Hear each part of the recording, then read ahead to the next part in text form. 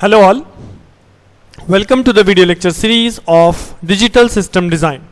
The subject code is KEC 302 and here we are in lecture number 23. So in previous lecture हम लोग ने बात की थी regarding decoder. क्या हमने डिकोडर की बात की थी कि डिकोडर का बेसिकली मतलब क्या है, what is the function of decoder, internal architecture हम लोगों ने डिज़ाइन किया था डिकोडर का. देन हमने डिकोडर में साइज एक्सपेंशन देखा कि अगर मुझे 5x32 डिकोडर बनाना है यूजिंग 3x4 3x8 डिकोडर से, सो हमने कैसे साइज एक्सपांड किया है. And then the main important thing is the function implementation using decoder IC. ठीक है, डिकोडर आईसी का यूज करके हम किसी भी कॉम्बिनेशन लॉजिक सर्किट को इजीली कैसे बना सकते हैं, कैसे डिजाइन कर सकते हैं, ये हम लोगों ने फंक्शन इम्प्लीमेंटेशन में देखा था. चाहे वो फुल एडर की डिजाइनिंग हम लोगों ने देखी यूजिंग डिकोडर, या हम लोगों ने देखा था that is your 7 segment display.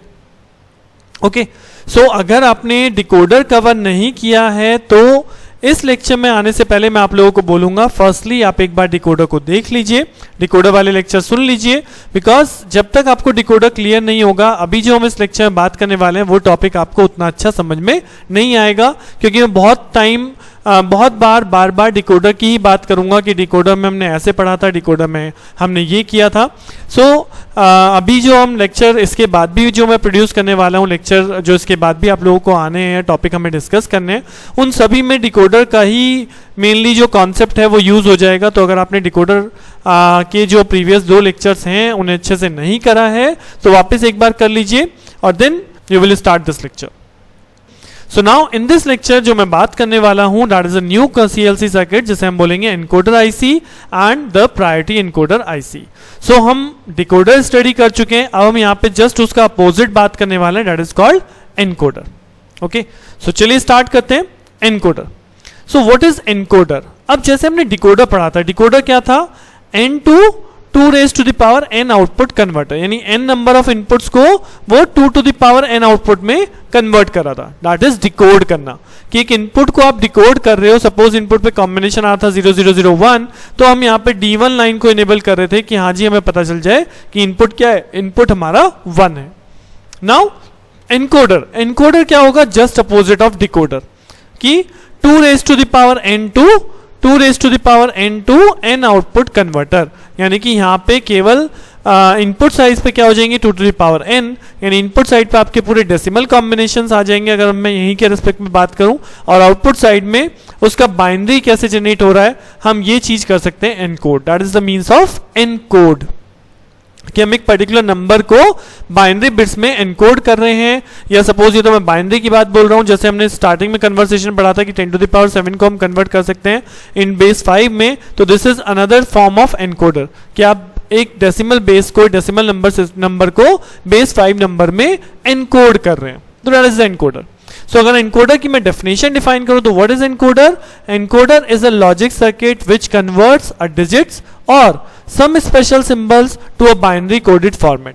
ठीक है, जो कि डिजिट्स को या कुछ स्पेशल सिंबल्स को आपके बाइनरी फॉर्म में कन्वर्ट कर रहा है, that is the circuit is called encoder. Now it has n number of inputs and m outputs, और in short we can simply remember as a inverse of the decoder. ठीक है, inverse of the decoder that is 2 to the power n to n output converter. ठीक है, सो अगर मैं एक simple एक encoder का एग्जांपल लेता हूं, I will take simply 8 raised to 3 encoder. जैसे हमने वहां डिकोडर की बात करी थी, जस्ट उसका अपोजिट अगर मुझे बनाना है, so I will take 8 input 3 output, because मैंने n को क्या लेट कर लिया, n को 3 लेट कर लिया. सो 2 to the power n to n output converter, my encoder is 2 to the power n to n output converter, जिसमें हमने n को क्या लेट किया, 3. तो साइज क्या हो जाएगा, 8x3. Now if I talked about this 8x3, तो अगर हम इसे आईसी फॉर्म में रिप्रेजेंट करें, नाउ दिस इज एनकोडर और 1 0 1 2 3 4 5 6 7, so this is 0 1 2 3 4 5 6 and 7, these are the 8 input lines. ठीक है, these are the 8 input lines, और मुझे आउटपुट क्या मिलेगा, मुझे आउटपुट मिलेगा 3 digit 3 bit, that is suppose A B and C. सो अगर मुझे इसकी ट्रुथ टेबल को डेवलप करना है तो ट्रुथ टेबल में कैसे डेवलप करूंगा, ट्रुथ टेबल डेवलप करूंगा what is the input side and what is the output side, ये होता था truth table. So input side में हमारे पास क्या आ गया, we have D0 we have D1, we have D2, we have D3, we have D4, we have D5, we have D6 and we have D7. I have written all the 8 lines input like this. This is D0, this is D1, this is D2, this is D3, as so on up to D7. Next, at the output side we have 3 variables A, B and C. तो अब output कैसे generate हो रहा होगा? When the input side is D0, यानी कि जब आपकी 0th लाइन इनेबल हुई यानी 0th लाइन हाई हुई तो आपको आउटपुट पे क्या इनकोड होना चाहिए? आउटपुट पे इनकोड होना चाहिए 0 0 0. This will represent what? 0. Similarly if the input line is D1, यानी कि अगर मेरा इनपुट 1 हाई हुआ है यानी फर्स्ट लाइन मेरी हाई हुई है तो इसका मतलब आउटपुट में क्या इनकोड कर दूं? 0 0 1. ठीक, मतलब हम क्या कर रहे हैं, जो भी पर्टिकुलर लाइन हमारी हाई हो रही है ये एनकोडर क्या काम कर रहा है, ये एनकोडर उसके रिस्पेक्टिव एक binary code, equivalent binary code generate करके आपको दे रहा है. जैसे कि जब यहाँ D2 लाइन हाई होगा तो कॉम्बिनेशन क्या बनेगा? 0 1 0. Similarly for D3 0 1 1. Similarly for D4 1 0 0. Similarly for D5 1 0 1 5 then 6 and then 7. Okay, तो दिस इज कॉल्ड एनकोडर. मैंने केवल ये कॉन्सेप्ट समझाया आपको as a reverse of the decoder. मैं आपको सिंपल ये बोल सकता था कि डिकोडर का रिवर्स कर देना एनकोडर हो जाएगा, बट मैं आपको यहाँ पे शो कर रहा हूँ कि उसी मैनर को डिकोडर को मैंने जस्ट रिवर्स कर दिया डिकोडर वाली टेबल को और we got the encoder table. ठीक, आप इस इनपुट वाली टेबल को इस तरह से भी रिप्रेजेंट करते हैं like D0, D1, D2, D3 as so on up to D7 तक लिख लीजिए. देन यहाँ पे ABC आउटपुट लिख लीजिए और उसके बाद पहले D0 1 और बाकी सारे 0 रहेंगे तो इसका कॉरेस्पॉन्डिंग आउटपुट आ जाएगा 0. जैसे कि हमने जस्ट डिकोडर वाली टेबल बनाई थी कि जो इनपुट पे लगाया है वो आउटपुट पे चला जाए और जो आउटपुट पे लगाया है वो इनपुट पे आ जाए. इसीलिए मैं आपको इस लेक्चर के स्टार्टिंग में आपको मैंने बोला था कि आप इसको करने से पहले, एनकोडर को पढ़ने से पहले जितना डिकोडर समझते हैं, जितना आपको डिकोडर आता है आपके लिए उतना ही इजी होगा एनकोडर को कवर करना. Okay, so now I think, I hope you got some basic understanding about encoder. Okay, एक another example से देखते हैं. तो let us consider another example that is called decimal to BCD encoder. Decimal to BCD. Now if you remember what is the BCD? BCD को हम क्या बोलते थे? Binary coded decimal. और इसके अंदर each digit को represent करते थे 8421 कोड से. यानी कि कितने बिट रिक्वायर्ड हो गए आउटपुट साइड पे? 4. क्योंकि मैं क्या कर रहा हूं? Decimal to BCD encoder. तो जो मेरा आउटपुट है वो आउटपुट फॉर्मेट क्या है? BCD. और BCD के अंदर कितनी बिट रिक्वायर्ड हो गई? 4. वो मैंने कौन कौन सिलेक्ट करी? B3, B2, B1, B0. These are the 4 bits. और जिसमें हमने यहाँ पे शो किया कि दिस B3 इज MSB. तो जब हम ट्रुथ टेबल की बात करेंगे और यहाँ पे आउटपुट पे शो करेंगे तो this is B3, B2, B1, B0 and B3 at the MSB side. Okay, now what are the inputs? तो अगर आप अभी जो मैंने साइज आपको बताया उस फॉर्मूले से देखते हैं तो 2 to the power n to n output converter. Now n कितना है मेरे पास? 4. तो अल्टीमेटली इनपुट साइड कितनी होनी चाहिए? 16. बट एज यू नो कि BCD कितनी डिजिट तक लाई करता है? BCD लाई करता है 0 to 9. तो इसलिए अगर आप देखेंगे यहाँ जो इनपुट्स लिए गए हैं this is only from 0 to 9 decimal place, यानी कि 0 1 2 3 4 5 6 7 8 and 9. So we have taken only 0 to 9 decimal digits क्योंकि मैं उसी के लिए BCD कोड वैलिड होता है, उसी के लिए हम जनरेट करते हैं. Okay, so this is my IC diagram जिसे हम बोल सकते हैं now decimal to BCD encoder on the same concept जहां पे हमारे पास डेसिमल इनपुट्स हो गए 0 to 9 तक and at the output side we have BCD formats, BCD output. तो अगर मुझे ट्रुथ टेबल में जाना है तो I can simply draw the truth table. This is my input D0 to D9. This will represent the decimal number और this is my output B3, B2, B1, B0. तो अगर D0 हाई होगा यानी कि अगर ये लाइन हाई होगी आपकी D0 तो आउटपुट क्या होने वाला है? 0 0 0 0. अगर आपका D1 बिट हाई होता है देन आउटपुट क्या होने वाला है? 0 0 0 1. So similarly D2 then it is 0 0 1 0, D3, D4, D5, D6, D7. तो यहाँ 7 हो गया, दिस इज 8, दिस इज 9. तो this is called simply BC decimal to BCD encoder. आप यहाँ पे एनकोड कर रहे हो एक डेसिमल नंबर को BCD नंबर में. नाउ अगर मैं इसके इंटरनल स्ट्रक्चर की बात आपसे पूछता जो हम यहाँ पे पढ़ने जा रहे हैं, हम जो ये काम कर रहे हैं इंटरनल स्ट्रक्चर के लिए कर रहे हैं कि इसके अंदर ऐसा क्या लगा है कि जिस वजह से ये आउटपुट आपका जनरेट हो रहा था. ठीक है। सो एक सबसे पहला स्टेप हमने क्या बना लिया, we have drawn the truth table. Now what is the second step, हम इसके बाद करते थे ईच आउटपुट एक्सप्रेशन के लिए के मैप से एक्सप्रेशन, बट यहां पे के मैप की कोई नीड नहीं है, बिकॉज अगर मैं बात करूं B3 कहां पे हाई होगा, ये जो B3 वाली वैल्यू है ये कहां पे हाई होगी, ये हाई होगी व्हेन D8 इज देयर और D9 इज देयर। मतलब जब D8 और D9 में से कोई हाई होता है या दोनों हाई होते हैं, उस केस में मुझे B3 को ग्लो करना है, B3 ऑन होना है। तो that means I can simply write B3 is equal to D8 plus D9। I can simply write B3 is equal to D8 plus D9. That means D8 और D9 में एक और gate लगेगा और वो क्या जनरेट करेगा, B3. This is D8 and D9. तो ये B3 कैसे जनरेट हो रहा है, D8 1 हुआ तो भी B3 1 होगा, D9 अगर 1 हुआ यानी ये लाइन हाई हुई तो भी B3 जनरेट होना है। और अगर दोनों के दोनों हाई होते हैं, जो कि पॉसिबल नहीं क्योंकि एट ए टाइम हम एक ही कॉम्बिनेशन देखने वाले हैं, तो दोनों में से कोई भी हाई होता है, we get the high at B3।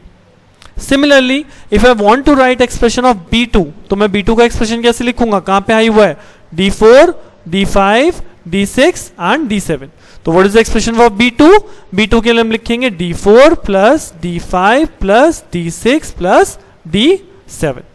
तो अगर इनमें से कोई भी इनपुट लाइन आपकी हाई हो रही है, then I require this B2 high। Similarly अब आप B1 के लिए सोच सकते हैं और सिमिलरली B0 के लिए सोच सकते हैं कि B0 कहां पे हाई हो रहा है, D1। देन B0 की अगर मैं बात करूं तो D1, D3, D5, D7, D9। सो इस मैनर में आप यहां पे इन चारों के एक्सप्रेशन को लिख सकते हैं कि B3, B2, B1, B0 कहां पे हाई हुए हैं। So from the truth table we can write B3 is equal to D8 plus D9, B2 is equal to 4 5 6 7, तो ये हो गया 4 5 6 7। B1 इज इक्वल टू 2 3 पे हाई है तो D2 प्लस D3 प्लस 6 7 पे हाई है तो D6 प्लस D7। और सिमिलरली B0 के लिए क्या था, D1, D3, D5, D7, D9। Okay, तो simple BCD to decimal to BCD encoder, decimal digits हमारे इनपुट साइड पे आ गए, आउटपुट साइड पे हमारा BCD डिजिट्स हो गया, BCD 4 बिट कोड। नाउ अब हमने एक्सप्रेशन लिख लिया कि B1, B2, B3 और B0 कब ऑन होने वाला है, जब ये वैल्यूज आएंगे। अब इसको सर्किट में कन्वर्ट कर देते हैं। तो सर्किट में क्या होगा, नाउ फ्रॉम दिस मेरे पास यहाँ पे मैंने देखिए यहाँ D1, D2, D3, D4, D5, D6, D7, D8, D9 ये सारे के सारे इनपुट्स ले लिए हैं। देन उसके बाद अगर मुझे यहाँ B3 को जनरेट करना है तो I require D8 plus D9। तो यहाँ पे देखिए D8 है और D9 है, ये दोनों एक और गेट में गए and we got it the B3 digit. Similarly D4, D5, D6, D7, तो D4, D5, D6, D7 these all are 4 connected to this OR gate and we get the value B2. Similarly we can connect B1 and B0। तो ये वो internal architecture है जो आपको मैंने IC diagram में यहाँ पे एक IC शो कर दिया कि एक साइड आपके क्या थे, इनपुट है ना, एक साइड क्या थे, इनपुट, और दूसरी साइड आपको क्या शो हो रहा था, आउटपुट। और ये इसके अंदर का स्ट्रक्चर जो आपको वहां पे शो नहीं हुआ। तो this is the basic structure जिसके बेस पे आपका बेसिकली आउटपुट एनकोडर में जनरेट होता है। ओके, सो आई होप आपको कुछ अंडरस्टैंडिंग बनी होगी कि डेसिमल टू BCD एनकोडर कैसे काम कर रहा है। ठीक, now in the same lecture हम लोगों को एक अनदर टॉपिक कवर करना है जो कि एनकोडर का ही पार्ट है, जिसे हम बोलते हैं priority encoder. Now same thing, decimal to BCD encoder ये भी है, मैंने उसी एग्जांपल को कंटिन्यू किया है, but now I am considering it is at a priority encoder. So priority encoder IC is represented by the number 74147। हर एक IC का डिजिटल के अंदर एक नंबर होता है जो कि डिफाइन करता है कि what function of this IC, या आप कह सकते हैं कि इस IC का नाम क्या है। जैसे अगर मैं सिंपल एक एंड गेट की बात करूं तो वहां पे भी आपके नंबर होते हैं जो कि आप अपने लैब में जब आप डिफरेंट ICs देखेंगे तो वहां पे आपको एंड गेट भी लिखा मिलेगा, साथ में उसका नंबर भी लिखा मिलेगा कि what is the IC number of that particular gate. तो सिमिलरली जितनी भी हमारे पास ICs अवेलेबल है सबका एक पर्टिकुलर नंबर है। So priority encoder number is 74147। Now priority की क्या बात है वो मैं आपको बाद में बताऊंगा, बट इसके अंदर अगर आप एक डिफरेंस नोटिस करेंगे तो यहाँ जो आपके इनपुट लगे हैं 1 2 3 4 5 6 7 8 9, these all the inputs are, यहाँ पे हमने लगा रखा है एक बबल। बबल का मतलब क्या हुआ, इन्वर्जन। यहाँ पे क्या हो रहा है, इन्वर्जन। इसका मतलब क्या हुआ कि जब ये इनपुट 0 होगा, जब ये लाइन क्या होगी, जब ये लाइन 0 होगी तो 0 का यहाँ पे इन्वर्ट होगी क्या पहुंचेगा 1, that means this line is active, that means this line is active. तो हमने यहाँ पे लाइन को कब एक्टिव करेंगे, जब हमारा एक्टिव लो इनपुट होगा, जब हमारा एक्टिव लो इनपुट होगा then this particular line is active. ठीक है, तो अगर हम यहाँ पे देखें ट्रुथ टेबल के according there is a 1 2 3 4 5 6 7 8 9 9 these are the input lines. तो अगर आप देखेंगे यहाँ पे सारी की लाइंस अगर वंस हैं, दीज ऑल आर वंस, तो इसका मतलब क्या है, इसका 1 है, इसका मतलब है कि यहाँ पे कोई भी लाइन आपकी इनेबल नहीं है, there is no input, because अगर मैं यहाँ सब पे 1 1 1 1 अप्लाई करूंगा तो जो इन्वर्जन होके पहुंचेगा वो पहुंचेगा 0 0 0 0 0 0, तो दैट मीन्स मेरे पास कोई भी लाइन इनेबल नहीं है। In this case, what is the output? Output is again 4 bits are 0. But अगर फिर से आप यहाँ देखेंगे आउटपुट साइड पे फिर से इन्वर्जन हुआ है, आउटपुट साइड पे फिर से इन्वर्जन हुआ है, यानी कि आउटपुट भी क्या है, आउटपुट भी आपके एक्टिव लो बीसीडी आउटपुट हैं, जिनमें कि डी यहाँ पे एमएसबी है, तो यहाँ पे डी सी बी ए इस तरह से रिप्रेजेंट किया गया D C B A because this D is MSB. ठीक, सो आउटपुट साइड पे मैं बोल रहा था इन्वर्जन हो रहा है, दैट मीन्स मुझे तो जनरेट होना चाहिए था 0 0 0 0 जो आईसी जनरेट करेगी, बट इन्वर्जन होने के बाद क्या शो होगा 1 1 1 1। तो in this manner this is the first combination जो आपको ट्रुथ टेबल में शो किया हुआ है, when all the inputs are at 1 that means IC पे क्या पहुंचेगा 0, कोई भी इनेबल नहीं है तो आईसी क्या प्रोड्यूस करेगा 0, दैट मीन्स आउटपुट क्या प्रोड्यूस होंगे 1 1 1 1। ठीक है, अब स्टार्ट करते हैं कि चलिए कोई एक इनपुट को हम इनेबल करते हैं। तो सपोज यहाँ पे सेकंड कॉम्बिनेशन में किसको इनेबल किया गया है, नाउ ये जो फर्स्ट लाइन है, ये फर्स्ट लाइन आपकी इनेबल की गई है by putting a 0 on this first line. तो जैसे ही आप यहाँ 0 अप्लाई करेंगे, एक्टिव लो करेंगे इसे, मीन्स यहाँ पे इस सिग्नल इस पॉइंट पे लो इनपुट अप्लाई होगा, तो इस लो का यहाँ इन्वर्ट होने के बाद क्या हो जाएगा 1। दैट मीन्स इस आईसी को अब आपके नंबर फर्स्ट लाइन पे क्या मिल रहा है, हाई मिल रहा है, यानी फर्स्ट लाइन आपकी इनेबल हो गई। तो अकॉर्डिंग टू दिस ये क्या आउटपुट जनरेट करने वाला है, ये आउटपुट जनरेट करने वाला है 0 0 0 1। देखिए मैंने नीचे से ऊपर लिखा है क्योंकि यहाँ पे नीचे वाली जो बिट है वो हमारी एमएसबी है। ठीक, तो जब इसकी फर्स्ट लाइन इनेबल होगी तो यहाँ क्या आउटपुट जनरेट करेगा 0 0 0 1। यही कॉन्सेप्ट हमने अभी तक एनकोडर में पढ़ा है कि encoder depends on the high of the input line, कि कौन सी लाइन मेरी हाई हुई है उसी के बेस पे आउटपुट को जनरेट करता है, कोड कर देता है, बाइनरी दे देता है उसका एक तरह से बीसीडी। ठीक है, सो यहाँ पे आउटपुट क्या जनरेट हुआ 0 0 0 1। बट एक्चुअल आउटपुट जो आप यहाँ ट्रुथ टेबल में देख रहे हैं active low BCD output, actual अगर देखेंगे तो 1 का उल्टा क्या हो जाएगा 0, 0 का उल्टा क्या हो जाएगा 1, और 0 का उल्टा 1, और डी की वैल्यू भी क्या होगी 1, यानी कि मुझे आउटपुट क्या मिला 1 1 1 0। तो ये वैल्यू यहाँ पे आपकी मेंशन है 1 1 1 एंड 0।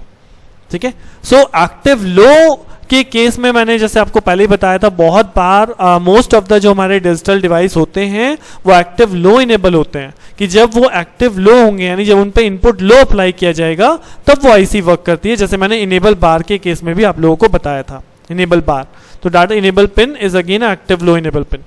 ओके, सो आप जब 0th लाइन पे, जब फर्स्ट लाइन पे अप्लाई हुआ इनपुट इज 0 0 0 1, यहाँ पे आपका इन्वर्ट होके 1 1 1 0। नाउ द नेक्स्ट, अगर हम सेकेंड केस कंसिडर करते हैं कि ये आपकी सेकेंड लाइन इनेबल हो रही है, तो यानी सेकेंड लाइन पे 0 होगा। अब अगर आप यहाँ पे देखेंगे तो यहाँ पे सेकेंड लाइन को जब 0 किया गया है तो इस फर्स्ट लाइन को क्रॉस कर दिया। Now the word priority comes over here. अब इस प्रायोरिटी का मतलब यहाँ पे आता है। इस प्रायोरिटी का मतलब क्या है, प्रायोरिटी का मतलब है कि ये जो लाइंस लगी हैं इन ये अपने प्रायोरिटी ऑर्डर में ही लगी हैं, कि 1 से ज़्यादा की प्रायोरिटी 2 की है, 2 से ज़्यादा की प्रायोरिटी 3 है, 3 से ज़्यादा की प्रायोरिटी 4 5 6, मतलब ये असेंडिंग ऑर्डर प्रायोरिटी में आपकी लाइंस कंसिडर की जाती हैं। तो अब अगर हम बोल रहे हैं कि अगर नंबर 2 पे जो लाइन है, this number 2 line is having 0, यानी कि एक्टिव इनेबल हो गया, यानी जैसे यहाँ 0 मिला ऐसे यहाँ पे 1 मिल जाएगा, यानी ये लाइन आपकी इनेबल हो गई। आउटपुट क्या प्रोड्यूस होना चाहिए, आउटपुट प्रोड्यूस होना चाहिए 2, तो 2 का बीसीडी क्या लिखेंगे 0 0 1 0, जो कि एक्चुअल क्या क्रिएट होगा 1 0 1 1, जो कि आपको यहाँ पे दिख रहा है 1 1 0 1। This is the actual output जो हमारा क्रिएट हो गया। बट यहाँ मैंने क्रॉस क्यों लगाया, यहाँ क्रॉस इसलिए लगाया क्योंकि जब मेरा सेकेंड पिन एक्टिव लो हुआ तो इसकी प्रायोरिटी ज़्यादा है, तो अब ये फर्स्ट पिन चाहे मेरा 0 हो या मेरा 1 हो, ये मैटर नहीं करता। क्यों? क्योंकि मेरा सेकेंड पिन जिसकी प्रायोरिटी ज़्यादा है वो एक्टिव हो रहा है। तो सिमिलरली अगर आप आगे की कॉम्बिनेशन में ये चीज़ देखेंगे, जो थर्ड पिन एक्टिव होता है तो शुरुआत के दो आपके क्रॉस हो गए, बिकॉज इन दोनों की प्रायोरिटी मैटर नहीं करती। अगर आपका third pin higher priority pin आपका एक्टिव हो रहा है तो यहाँ आउटपुट क्या जनरेट करेगा? 3, दैट मीन्स 0 0 1 1, जो कि इन्वर्ट होके मिलेगा 1 1 0 0। तो हियर इट इज 1 1 0 0। सिमिलरली अब अगर आप इसको देखते हैं फोर्थ वाले को, तो यहाँ पे फोर्थ पिन आपका 0 हुआ है, दैट मीन्स पहले की प्रायोरिटी कंसिडर नहीं होगी क्योंकि आपका fourth pin higher priority pin है। तो इसका आउटपुट क्या जनरेट कर देगा? जैसे ये 0 होगा तो 0 0 0 1 0 0, जो कि अल्टीमेटली इन्वर्ट होगा एंड यू विल गेट 1 0 1 1। तो हियर इट इज 1 0 1 1। तो इस मैनर में आपकी टेबल बनी हुई है कि if you have number 9th line is active low, तो प्रीवियस लाइन हाई है या लो है कोई मतलब नहीं है, क्योंकि 9th की प्रायोरिटी सबसे हाइयर है। इसे इसी के अकॉर्डिंग वर्क करना है और 9 के अकॉर्डिंग आउटपुट क्या जनरेट होता है? 1 0 0 1, जो कि एक्चुअल जब रिवर्स होगा तो हमें क्या दिखेगा? 0 1 1 0। तो अल्टीमेटली ये आउटपुट आपको यहाँ पे शो हो रहा है 0 1 1 0। तो आई होप आपको एनकोडर की फंक्शनिंग समझ में आई होगी और प्रायोरिटी एनकोडर क्या है वो भी आपको क्लियर हुआ होगा कि प्रायोरिटी के बेसिस पे किस तरह से अगर हमारा कोई भी हायर प्रायोरिटी पिन इनेबल हो जाता है तो प्रीवियस पिन की प्रायोरिटी प्रीवियस पिन के इनपुट से कोई मतलब नहीं रहता। ओके, सो आई होप आपको कवर हो गया होगा एनकोडर क्या है, BCD to decimal to BCD encoder अब आप डिफाइन कर सकते हो, और what is priority encoder concept वो भी आप डिफाइन कर सकते हो। ओके, सो इस लेक्चर में हम एनकोडर को खत्म करते हैं। एनकोडर में इतना ही। Now next lecture, from the next lecture I will start multiplexer in short called mux, जो कि हम आपका लास्ट टॉपिक है, that is of your second unit जो हम पढ़ रहे हैं, उस सेकेंड यूनिट का last lecture, last topic, not last lecture, last topic, जिसमें हम बात स्टार्ट करेंगे multiplexer. Okay, so stay tune, मिलते हैं नेक्स्ट लेक्चर में।